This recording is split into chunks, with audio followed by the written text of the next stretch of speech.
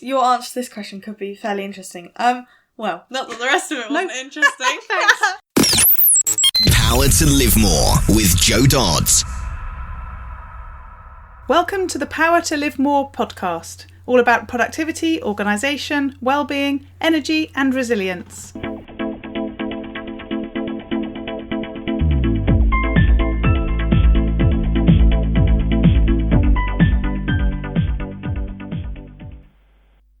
I'm Joe Dodds, and I started this show to enable interesting people to share their stories about how they use their power to live more, and by that I mean to do the stuff that they want to do more than the stuff that they need to or should do.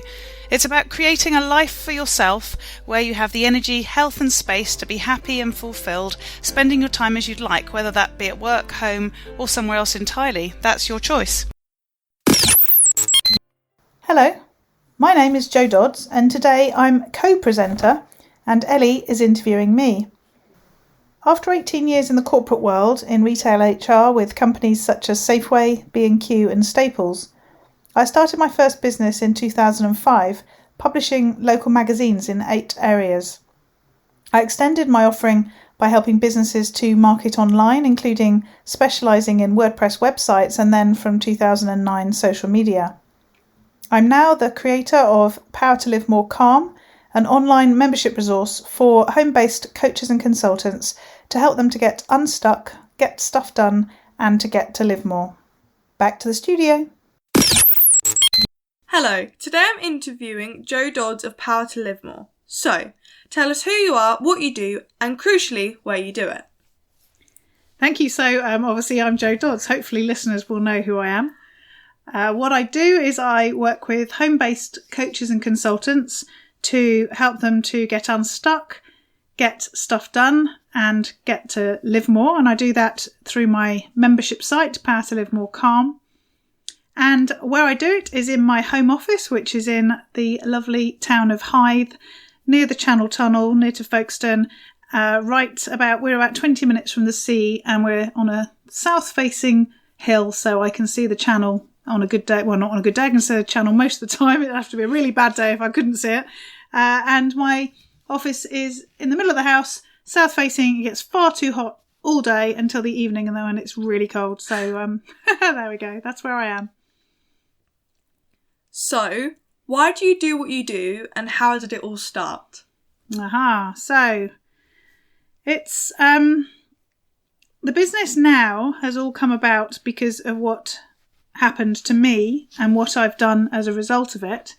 But my original business, so originally I was an HR director in the end, an HR person within retail for many years. And then when I wanted to have a baby,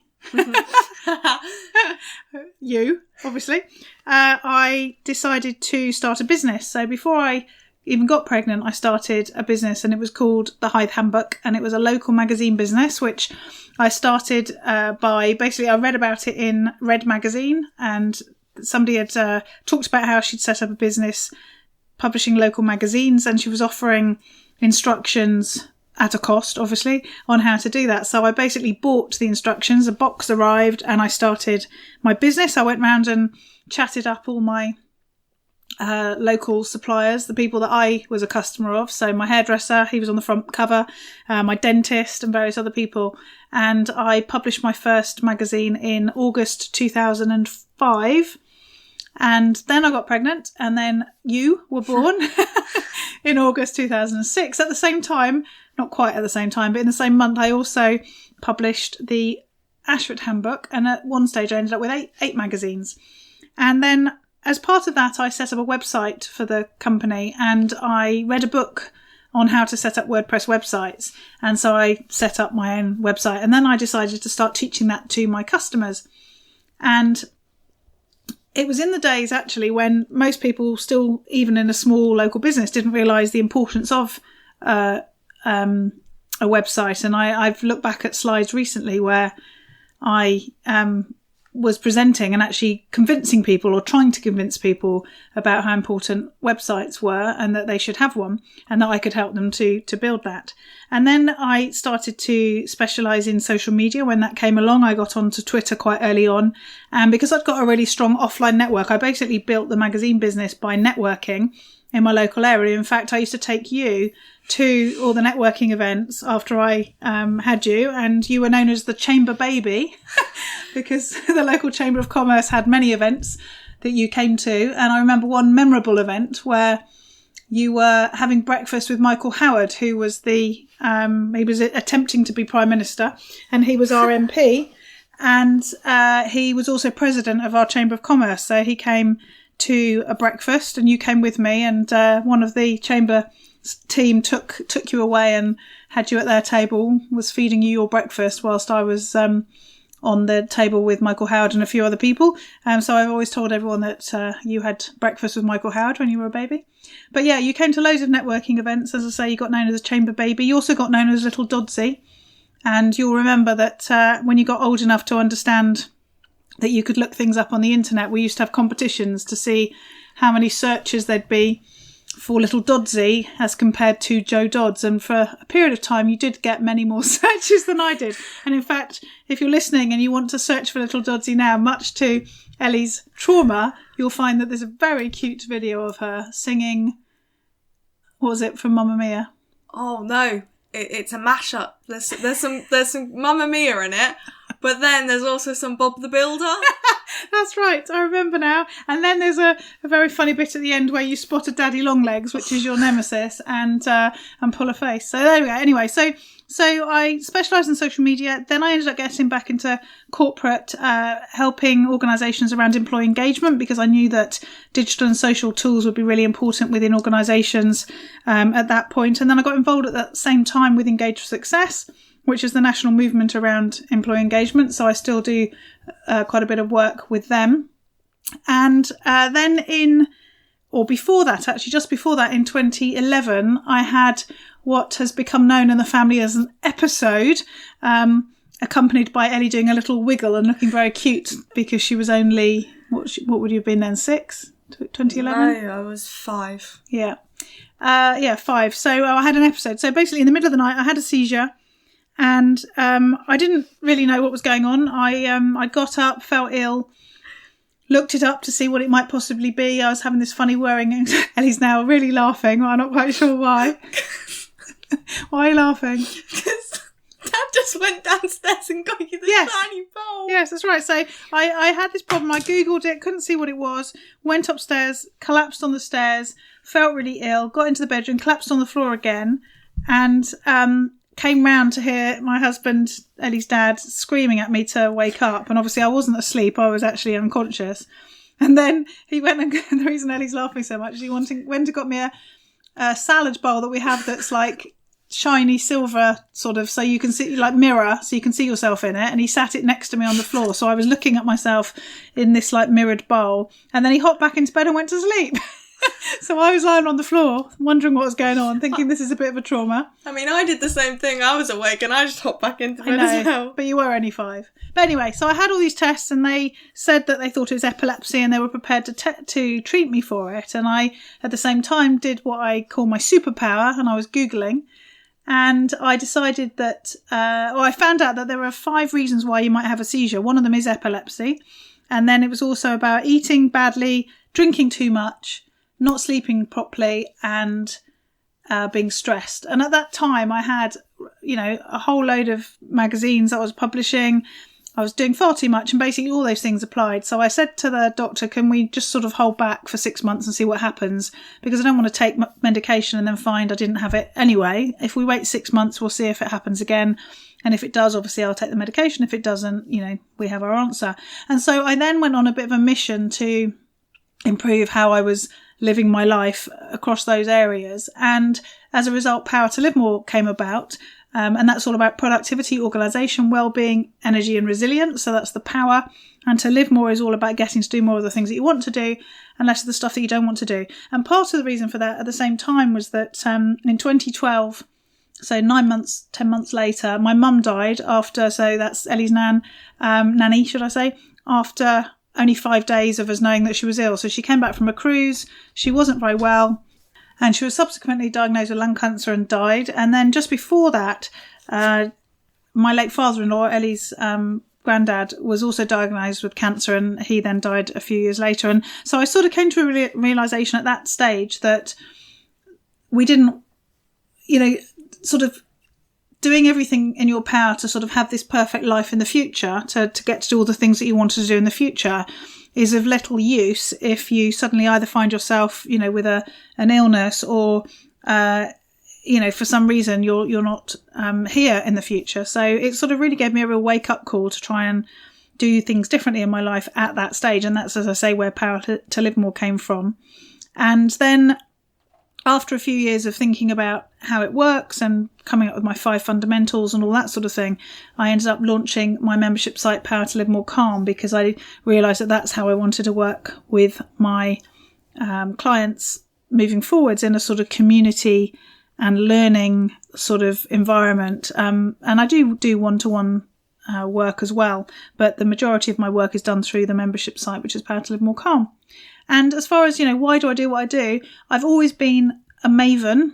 If you've read the book, I think it's Outliers, Malcolm Gladwell, it talks about mavens in there. And that's people who sort of gather information and share it with people. And I've always had a real thing for learning things, networking with people, sharing information, helping people. And Power to Live More really sort of gives me that opportunity to do that. And a few years ago, I did the Strengths Finder questionnaire.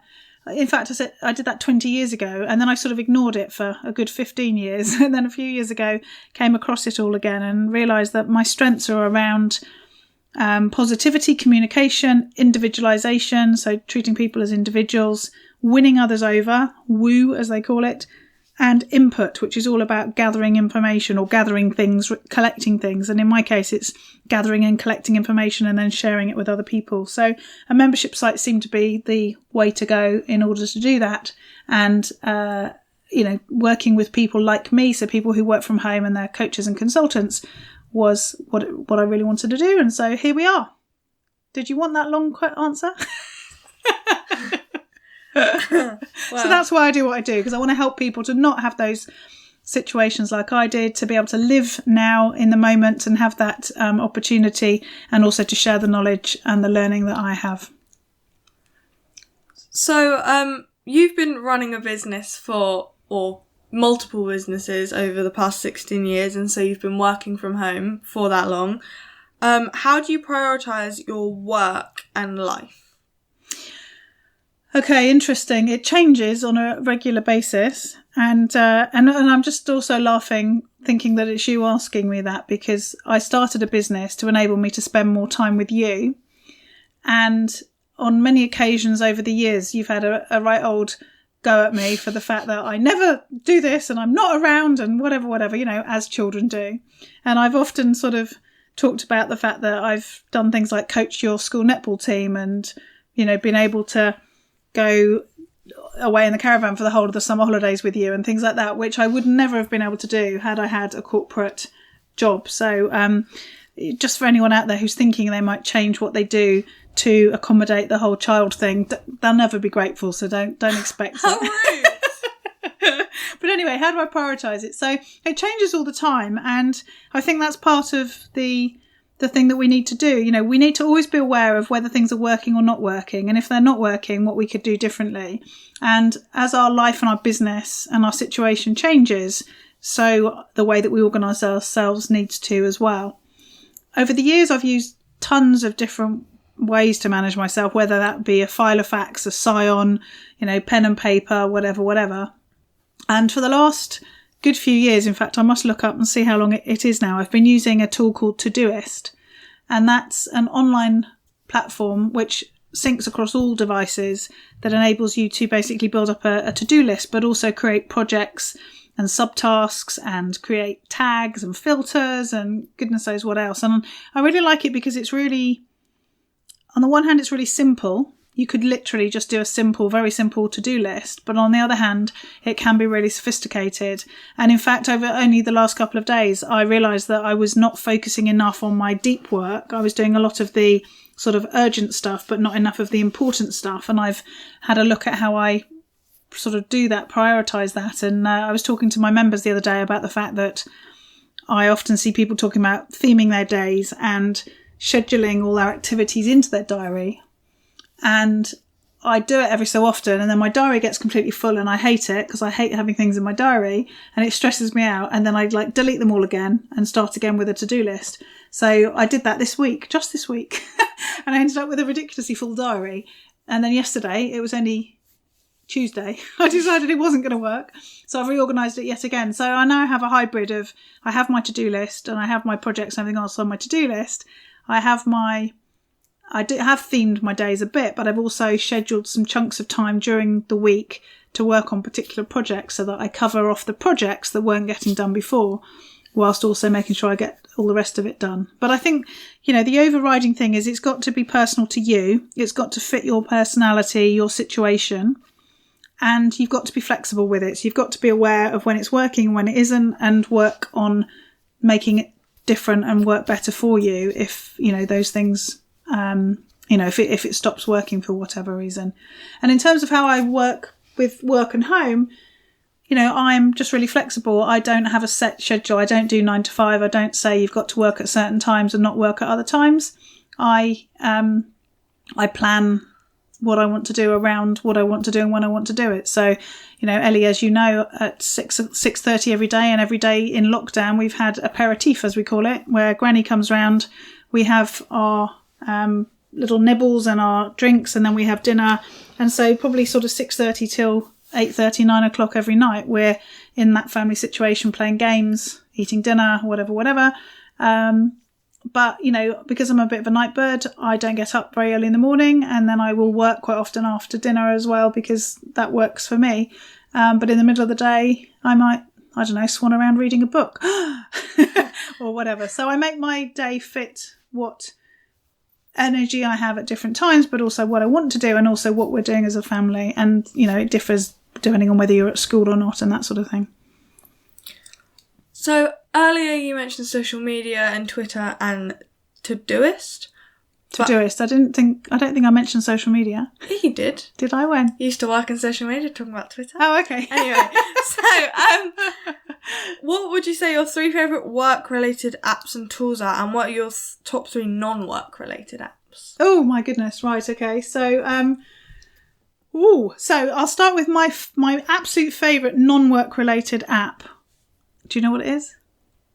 No. It's an app called Paprika, and it's an app that enables me to put all my... She's cringing now and laughing at me. To put all my recipes online, so on my iPhone or my iPad or whatever. And it enables me to plan menus and create shopping lists and all that sort of stuff. And I absolutely love it. It keeps everything in one place and just really helps me to make sure I cook some really lovely food. So that's good. So that's my... non-work one. I've got to think of some more now. Oh my goodness. Okay. The second one, non-work, Tomplay. It was only launched about a year ago, and it allows you to download sheet music and to download all the accompaniments and actually sing or play along with all of the music that's on there, and it's across the board. So I've downloaded piano music. There's backing for singing, and that's classical and pop or rock or whatever. I've played my bassoon to it. I've played my recorder with it. I've played my violin.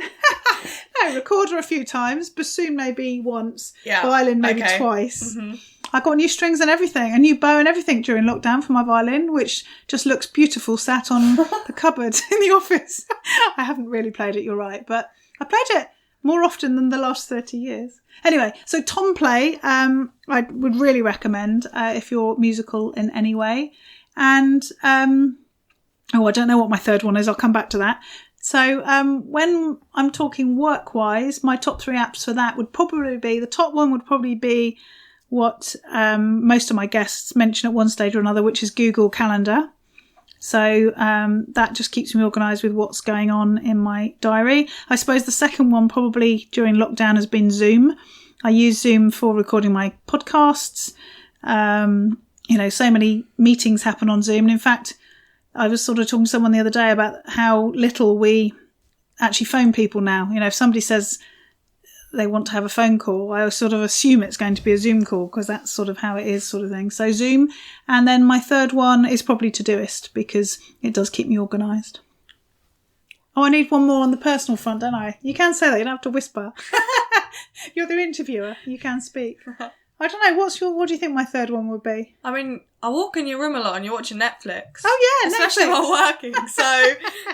Yes, do you know, that's something that I've developed during lockdown. I never really watched telly, and I always say that. I mean, we watched Strictly in the winter. Love Bit Strictly. Michael McIntyre's The Wheel, that was very good. Definitely recommend that. A really good lockdown one, wasn't it? And we've just started a Bond fest in the family, so we're on to like film 7 or something. We watch one a week, don't we? We've done the Die Hards. We did the Die Hards at Christmas. That's right, because Granny didn't understand why Die Hard was a Christmas film, did she? She heard it everywhere. Everywhere she turned, it was mentioned, and she didn't think it was a Christmas film. So we had to show her why it was a Christmas film. And what's the other one? Oh, Grand Designs. You and I are watching that. Yeah. Who knew? Grand Design started in 1999. And we're only halfway through series 1, I think, which is quite tedious at the moment, isn't it? Yeah, I mean, they're not that grand at the moment.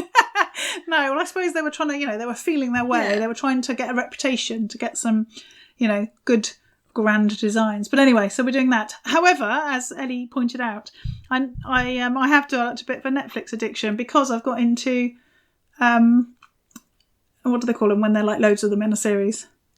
Box sets sort of thing, yeah. So I watched one called Virgin River last year. I like the Canadian one. So Virgin River last year, at the beginning of, before lockdown, February last year, and then I was avidly waiting for it to come out again in August, and then it got delayed because of lockdown. But I've just finished watching series 2. And then Heartland, I got really into that, and that was like 13 series, so that kept me going for ages. And yes, I'm looking for some recommendations now, so send them in. But that's a lockdown thing. I didn't really watch telly much before, but I do a bit now. So, obviously, in what you do, well, I think for everyone it's important to manage your time. And you've mentioned Google Calendar and Todoist, but how do you manage your time? So, as I say, I'm really clear about when I have the energy, what works for me. So, because I'm a night bird, I don't plan in any meetings until 11 o'clock at the earliest in the morning, so that I can sort of come to slowly. I know that I stay up late, and so if I stay up late, that's fine as long as I sleep in. So that's what I do. I work to my energy. I use Todoist to plan my tasks, and anything that needs to get done, anything I think about during the day, I add into the inbox of Todoist, and then in the morning before I do anything else, I go in and categorise everything that's in there, put it into the relevant project or whatever, and get it all organised. And I check what's on my to-do list for the day and make sure that I know what's coming up.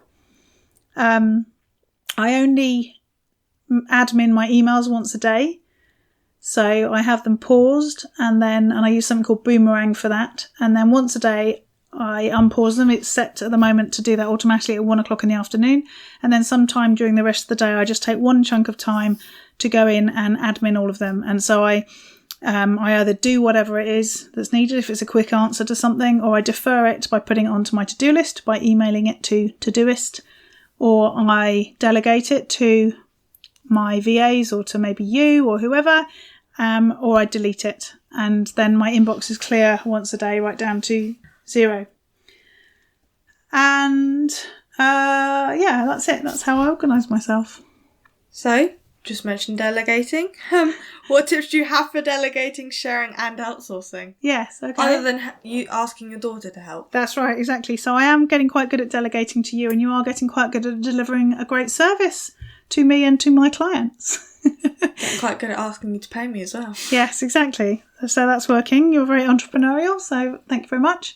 And obviously I've paid for you for the intros for the podcast for the last however long. And if you're a listener and you haven't been a listener right from the beginning, I would absolutely totally recommend going back to the first few of the podcast, because she was very cute. I mean, she's still quite cute now, but she is 14, so. Or if you want less cute, go to show 100. That was the Stroppy Teenager show.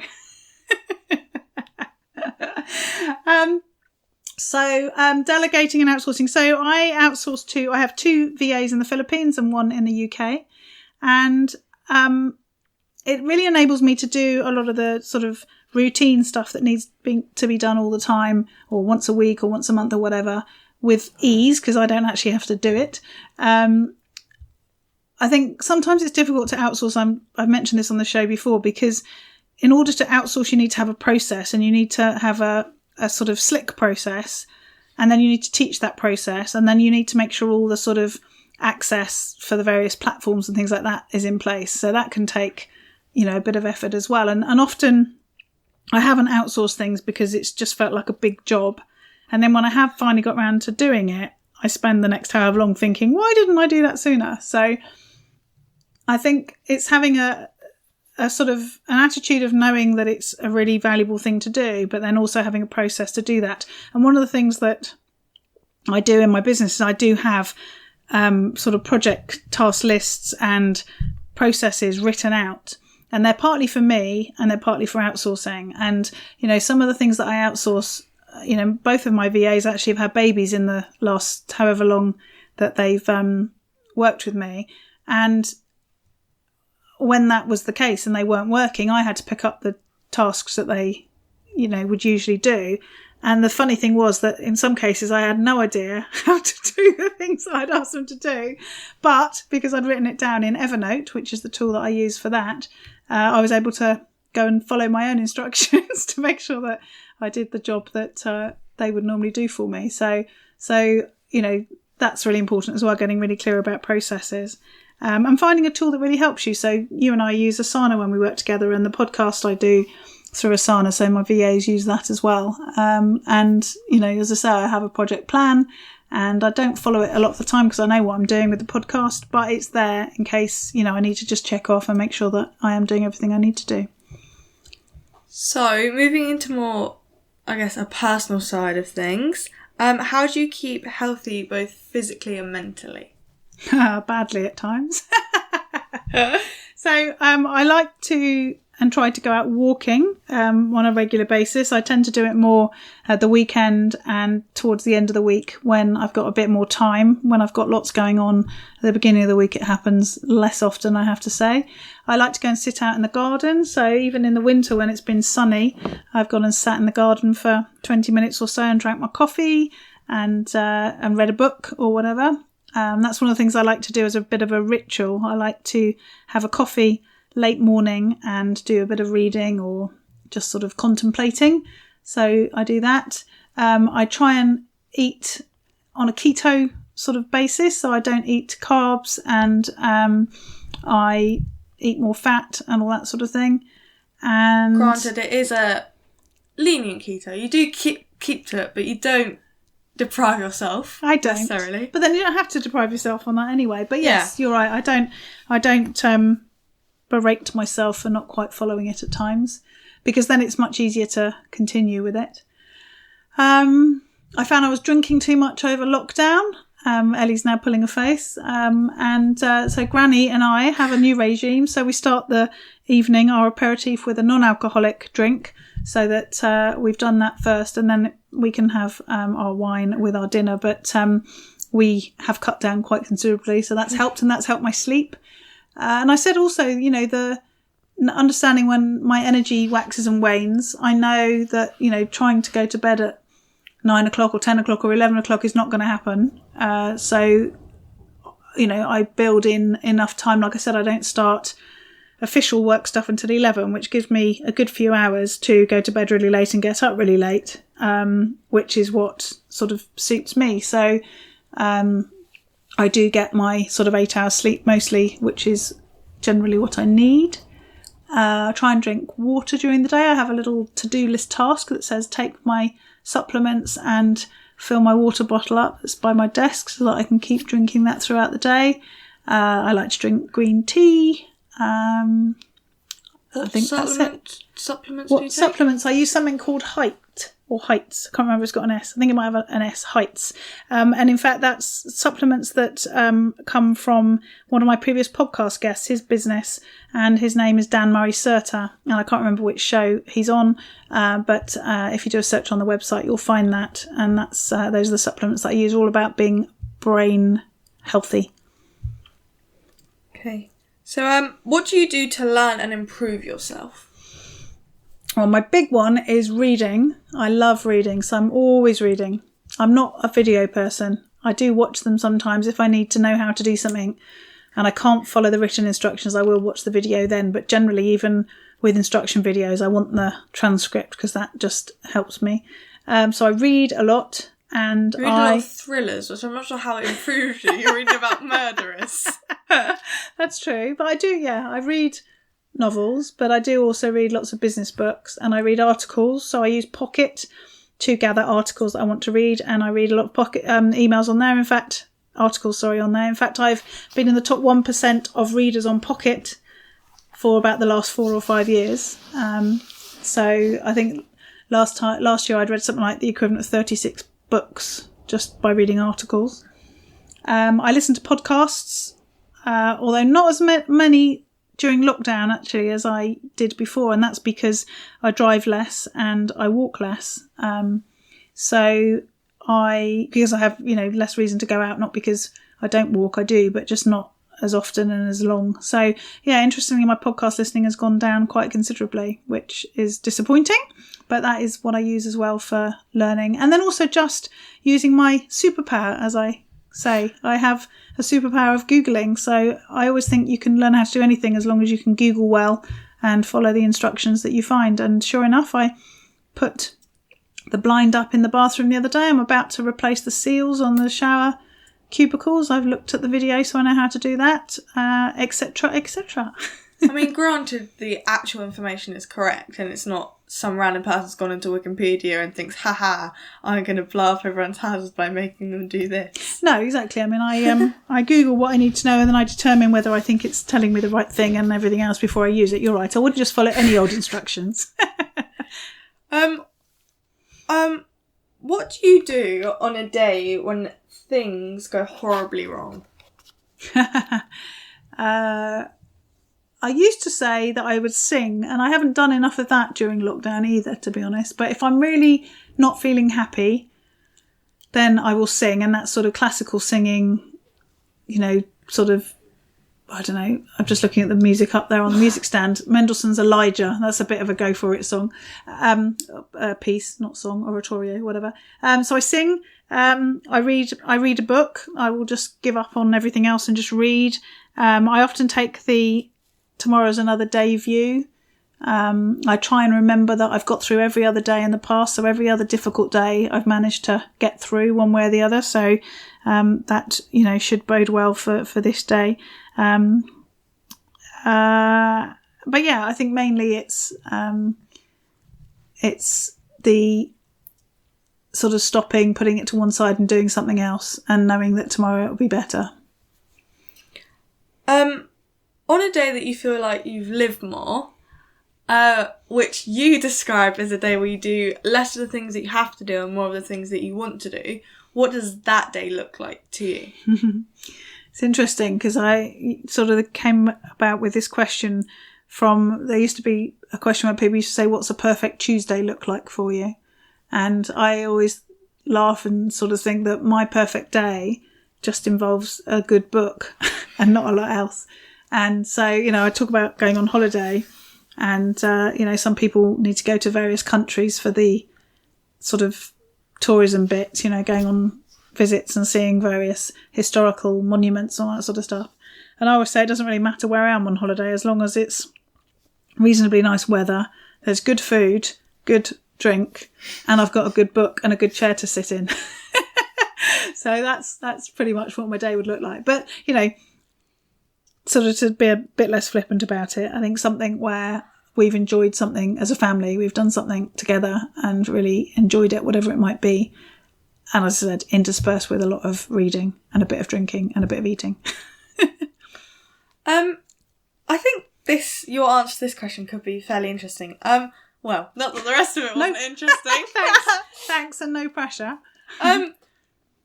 What does power to live more mean to you? As in, like, this is your business, you've kind of created it. This is the 200th show on the podcast. Mm-hmm.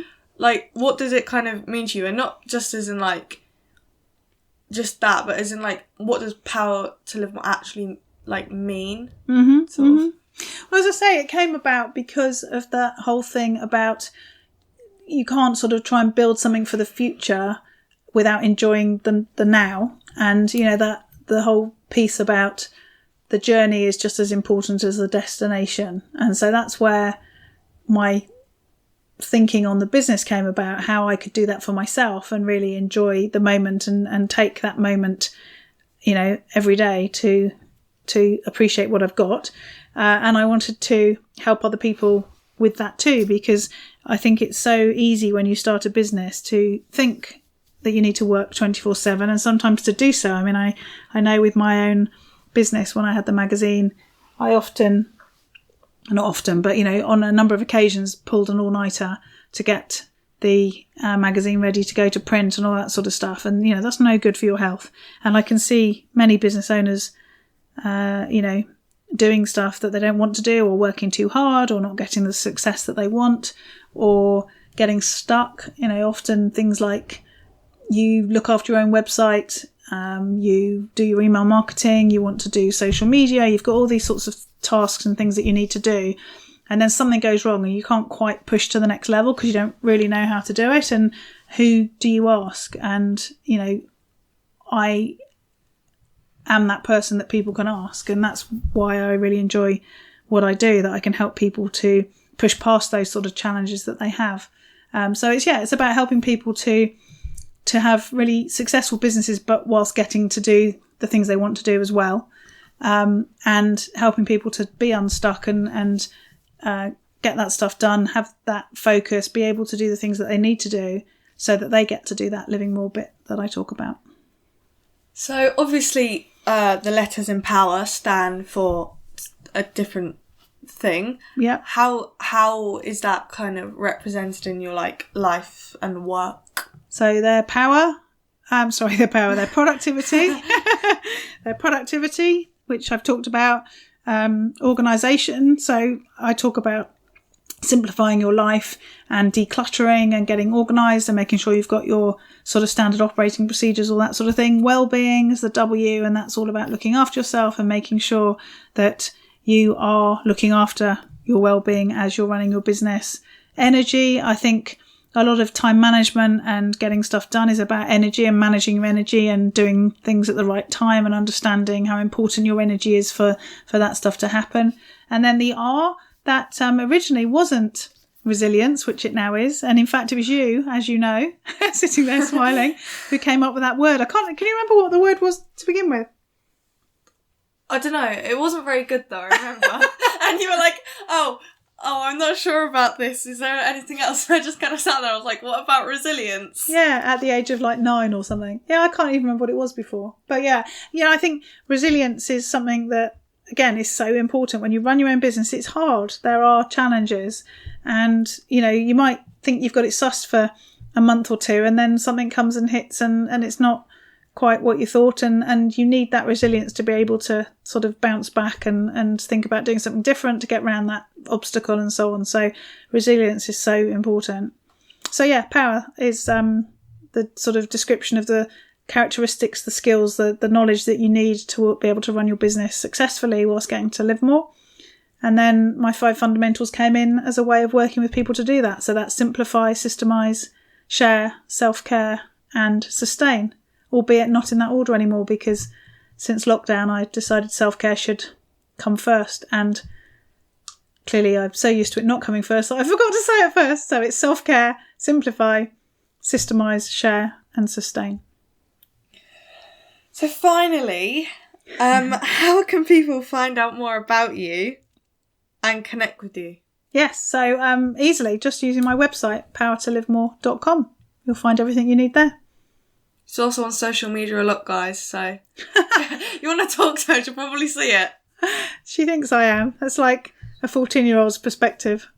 I'm like the quietest former social media marketing consultant that you know. But yes. Surely it should be the other way around, but I always walk in on you looking at Facebook. Well, that's it. Hang on, listeners. She forgot the bit about it's been really good interviewing you. Oh, yeah. It's been really good interviewing you and very beneficial. Thanks for being on the show today. Never sounds so genuine when you've been prompted. It's thank you. I appreciate the time you've taken to interview me, Ellie, and I would just like to say thank you for the efforts that you have put in since we started the podcast 200 shows ago to do the intros every time. I know, it's amazing, isn't it? And just think, in years to come. My voice is going to be on the internet forever. In years to come, I'll be playing that first intro about Kathy Brown. Yeah. But anyway, thank you. And thank you to those people listening and those people who've been listening for a length of time, or even new listeners. We really, really appreciate your support and hope to bring you many more shows in the future. All this information is available in the show notes. If you go to powertolivemore.com / in this case 200, then you'll find them there. So this week, it's a special week. This is show 200. I can't believe we've done so many shows over the last few years and gone from Little Doddsy being little and sounding very cute to being a fairly accomplished 14-year-old doing a great job as my co-host. Although on this week's show, as you know, she was the actual interviewer. So that was really exciting to have the tables turned by my daughter Ellie. We'd both just like to say thank you to you for listening, and if you've listened for a period of time, for the commitment that you've had to the podcast. It's just so enjoyable to share these interviews with you on a weekly basis and to have done so for so long. The amount of information that we've shared over the time is just staggering. And I had some more great news a couple of weeks ago to hear that we've been shortlisted in the Digital Women Awards for the podcast. And so we'll be hearing about that shortly to see whether we've moved forwards into a finalist position. But to be honest, just being shortlisted from the number of applications that they received is really exciting. And, that's the second award that we've had this year. So we're really pleased with that. And thank you to, as I say, everybody who's been involved as a listener, but also to all my guests over the years. It's been great to connect with so many people. If you enjoy the podcast, please do recommend us to your friends and colleagues, and if you'd like to leave us an Apple Podcast review, then that's always very well received. It really helps people to feel confident about giving us a try. Or even if you'd just like to share the podcast on your social media at any stage, then please feel free to do that. And please do tag me in. It's normally either Joe Dodds or Power to Live More, depending on which platform you're on, to give me a chance to say thank you and to support that share that you have kindly done for us. So here's to the next 200 shows. I'm not quite sure where that will take us up to in terms of the year, but we're continuing and really looking forward to bringing you more useful content around the concept of power to live more, productivity, organisation, well-being, energy and resilience. And living more, as you know, is about getting to do more of the things that you want to do and less of the stuff that you don't want to do. So we look forward to bringing you many more really interesting interviews with our guests over the coming months and years. Again, the show notes for this week's show are at powertolivemore.com /200, and we look forward to speaking to you next week. Use your power to live more.